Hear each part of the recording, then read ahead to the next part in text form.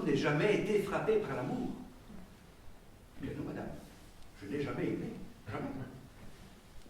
Moi aussi, je me suis demandé souvent pourquoi cela, et vraiment, je ne sais trop.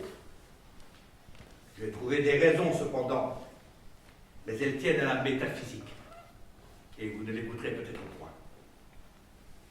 Je crois que je juge trop les femmes pour subir beaucoup leur charme. Je vous demande pardon de ces paroles, je l'explique.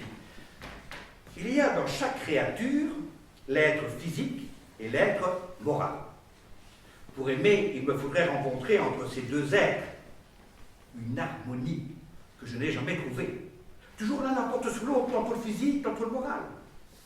L'intelligence que nous avons le droit d'exiger d'une femme pour l'aimer n'a rien de l'intelligence virile. C'est plus. Et c'est moins. Il faut qu'une femme ait l'esprit ouvert, fin, délicat, sensible, impressionnable. Elle n'a besoin ni de puissance ni d'initiative dans la pensée. Mais il est nécessaire qu'elle ait de la bonté, de l'élégance, de la tendresse, et cette faculté d'assimilation qui l'a fait pareil en peu de temps à celui qui partage sa vie. Sa plus grande qualité doit être le tact, ce sens subtil qui est pour l'esprit ce qu'est le toucher pour le corps. Il lui révèle mille choses menues, les contours, les angles, les formes dans l'ordre intellectuel. Les jolies femmes, le plus souvent, n'ont pas une intelligence en rapport avec leur personne. Or, le moindre défaut de concordance me frappe et me blesse du premier coup.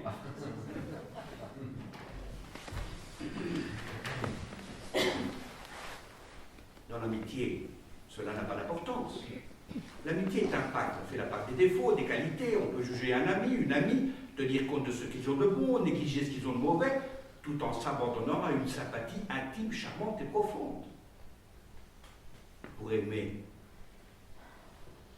il faut être aveugle. Se livrer entièrement, ne rien voir, ne rien raisonner, ne rien comprendre.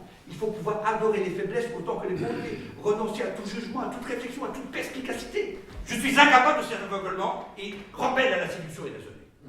C'était pas. J'ai de l'harmonie, une idée tellement haute et subtile que rien jamais ne réalisera mon idéal.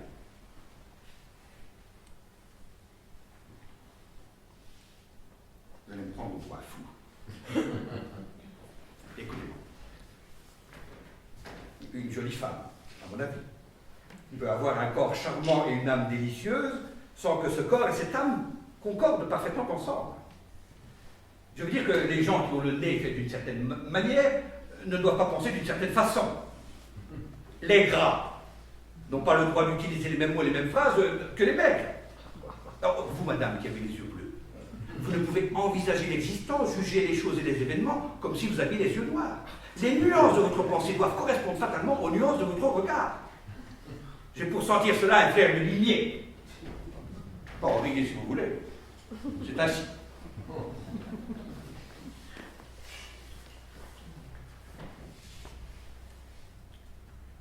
J'ai cru aimer, cependant, pendant 1 heure. J'avais subi niaisement l'influence des circonstances environnantes.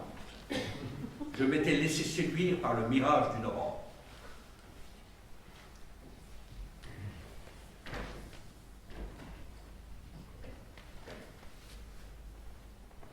J'avais rencontré un soir une jolie petite personne exaltée qui voulut, par une fantaisie poétique, passer une nuit avec moi dans un bateau sur une rivière. J'aurais préféré une chambre et un lit. J'acceptais cependant le fleuve et le canot. C'était au mois de juin. Ma compagne avait choisi une nuit de lune afin de pouvoir se mieux monter la tête. Nous avons dîné dans une auberge, puis vers 10 heures, on s'embarqua.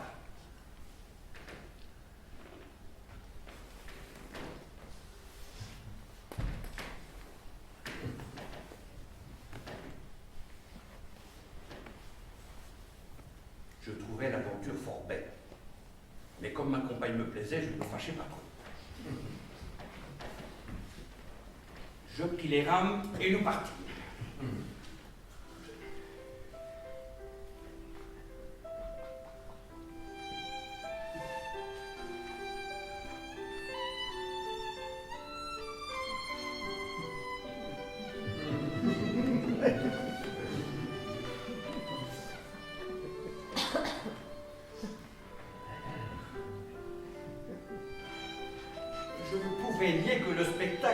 charmant.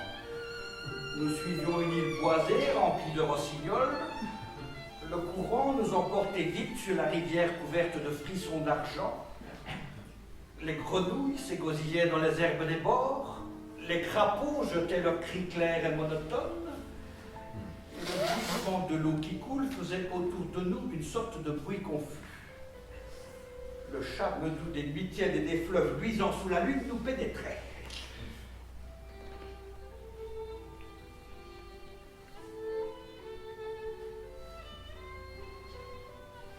J'étais un peu ému, un peu troublé, un peu grisé par la clarté pâle du soir et par la pensée de ma voisine. Asseyez-vous près de moi. J'obéis.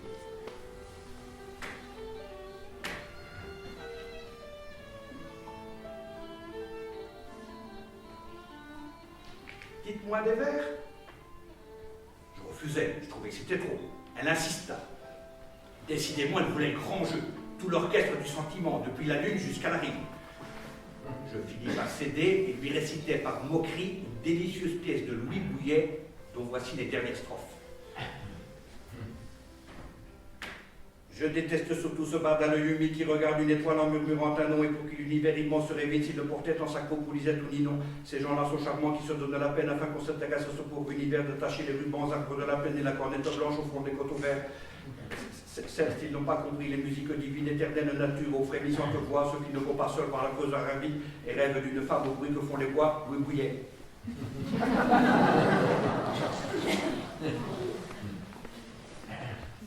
Ma compagne murmura, comme c'est vrai. Avait-elle compris? Notre barque, peu à peu, s'était engagée sous un saule qui l'arrêta. J'enlaçai la taille de ma compagne et j'approchai doucement mes lèvres de son cou. Elle me repoussa d'un geste brusque. Finissez donc, êtes-vous grossier? J'essayai de la tirer. Elle se débattit, saisit l'arbre et faillit nous jeter à l'eau. Je jugeais prudent de cesser mes poursuites. Je vous ferai plutôt chavirer. Je suis si bien. Je rêve. C'est si bon. Avez-vous donc oublié déjà les vers que vous venez de me reciter? Allons, ramez. Je commençais à trouver fort longue la nuit et ridicule mon attitude. Ma compagne me demanda, voulez-vous me faire une promesse?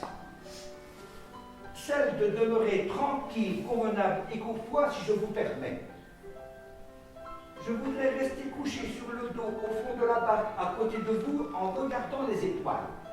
Oh, j'en suis.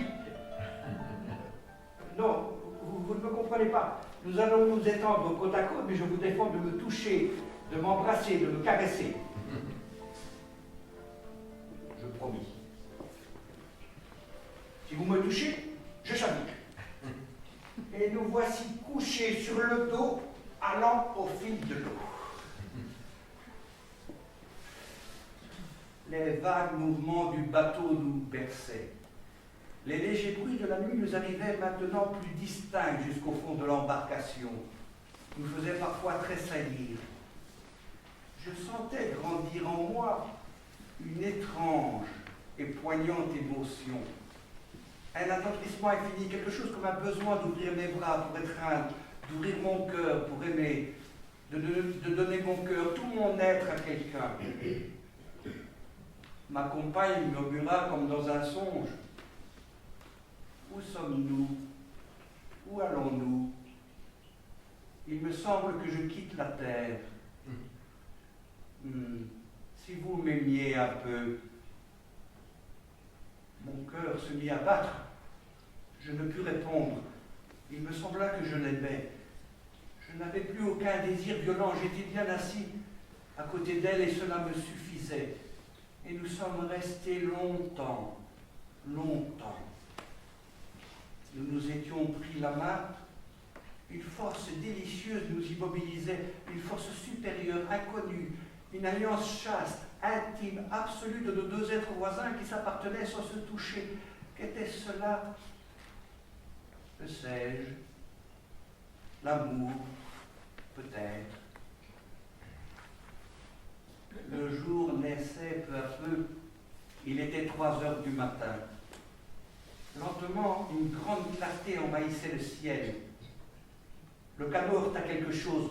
Je me dressai.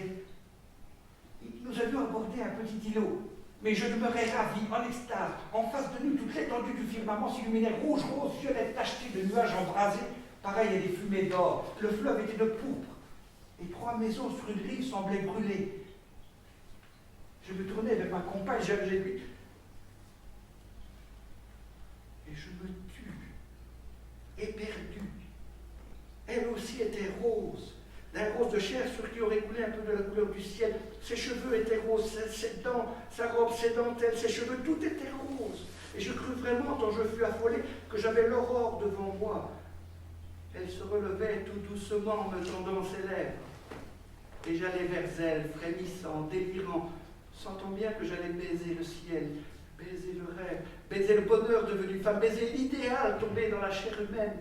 Elle me dit, « Ah, vous avez une chenille dans les cheveux !»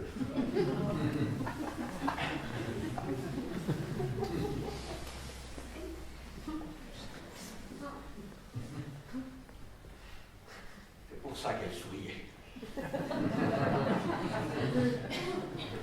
Il me sembla que je recevais un coup de massue sur la tête. Et je me sentis triste soudain, comme si j'avais perdu tout espoir en l'humanité. C'est tout. C'est puéril, niais, stupide. Mais je crois depuis ce jour que je n'aimerai jamais. Pourtant, qui sait?